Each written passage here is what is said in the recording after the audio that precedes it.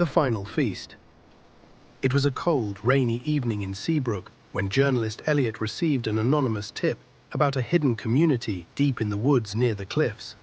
The message spoke of strange rituals performed in a secluded cabin. Eager to uncover the truth, Elliot set off into the forest, flashlight and notebook in hand, determined to document whatever he found. The deeper he walked, the heavier the air felt. The damp earth clung to his boots, and the towering trees seemed to close in around him. Distant whispers floated on the wind, voices that didn't sound human. The feeling of being watched intensified with every step. After hours of trekking, he finally spotted the cabin, its wooden walls covered in moss and rot, a faint smoke rising from the chimney. A dim, flickering light seeped through the cracks in its boarded-up windows. Peering inside, he saw people gathered around a long wooden table laden with food. At first glance, it looked like a normal feast: roasted meat, vegetables, and fresh bread. But as he squinted, his stomach lurched. The meat wasn't from animals. It was pale, almost translucent. Some pieces still had traces of fingernails. The diners were gaunt, their eyes sunken, their movements mechanical, as if they had been eating this way for centuries. A figure turned its hollow gaze toward the window. Elliot froze. The door creaked open, revealing a man with an unsettlingly serene smile. "You've come just in time," he said. "We're preparing tonight's offering." Before Elliot could react, strong hands grabbed him and dragged him inside. The stench inside was unbearable, a mixture of decay, iron, and cooked flesh. Shelves lined the walls, filled with jars containing preserved body parts, each labeled with dates and names, a grotesque archive of victims. In the corner, a bubbling cauldron emitted a sickening aroma. The man introduced himself as Father Elias. "Our community has existed for generations," he explained.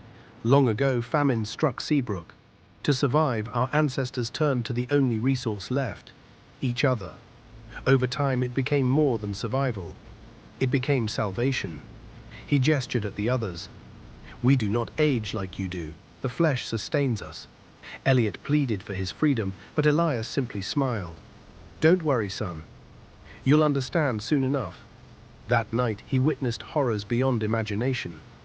A young woman, captured days prior, was brought to the table. Her screams echoed through the wooden walls as she was prepared for the meal. By the time the feast was over, only bones remained, thrown into the fire like discarded scraps. Elliot thought he would be next. Instead, they locked him in a small room adjacent to the main hall. Through the thin walls, he could hear the villagers feasting, laughing, telling stories. Occasionally, someone would knock on his door, whispering, "Join us." Each time, he refused, curling into himself, hunger gnawing at his resolve. Days passed. Food was brought to him sparingly: a crust of bread, a sip of water. Hunger became unbearable. One evening, the aroma of freshly cooked meat filled the air. Weak and delirious, Elliot gave in. He stepped out of his room and sat at the table. The villagers watched as he took his first hesitant bite. The taste was unlike anything he had ever known: rich, tender, indescribably satisfying. A warmth spread through his body, momentarily eclipsing his fear. Father Elias leaned in. "Welcome to the family." Days turned to weeks. Elliot was no longer a prisoner. He was part of them. He learned their ways, their rituals, the horrifying truth behind their existence. They weren't just eating strangers, they were breeding captives, raising them solely for consumption. Newborns were marked from birth, their fate sealed before they could even speak. Horrified, Elliot knew he had to escape.